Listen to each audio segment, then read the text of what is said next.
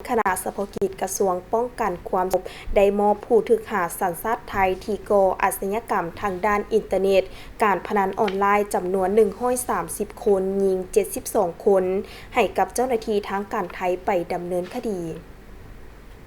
พิธีจัดขึ้นในวันที่ 13 สิงหาคม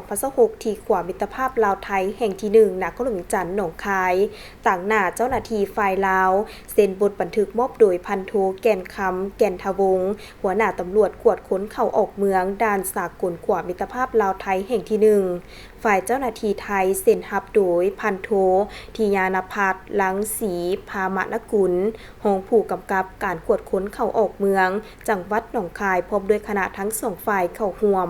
ผู้ถูกหาจำนวนดังกล่าวถูกเจ้าหน้าที่เฉพาะกิจกระทรวงป้องกันความสงบร่วมกับกำลังป้องกันเคลื่อนที่กักตัวในระหว่างเข้ากวดค้นตึกอาคารของบริษัท ST Vegas จำกัดผู้เดียวตั้งอยู่บ้านโพสีเมืองหาดไซฟงนครหลวงจันทน์ในวันที่ 18 กรกฎาคม 2026 การมอบผู้ถูกหาในครั้งนี้แม่นปฏิบัติตามกฎหมายว่าด้วยการเข้าออกเมืองและการคุ้มครองคนต่างประเทศแห่งสาธารณรัฐประชาธิปไตยประชาชนลาวและอิงตามสนธิสัญญาระหว่างสาธารณรัฐประชาธิปไตยประชาชนลาวและราชอาณาจักรไทย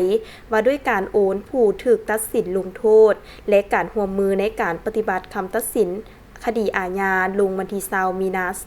2004 โอกาสนี้ขอเรียกร้องมายังทั่วสังคมถ้าหากว่าพบเห็นบุคคลกลุ่มคนและสถานที่ที่น่าสงสัยเคลื่อนไหวกระทำผิดต่อกฎหมายให้รีบร้อนแจ้งต่อเจ้าหน้าที่โดยด่วนแจ้งเข้ามาที่เพจของพวกเขาหรือเพจกรมตำรวจเศรษฐกิจหรือแจ้งข่าวสายด่วนได้ที่155ได้ตลอด24 ชั่วโมง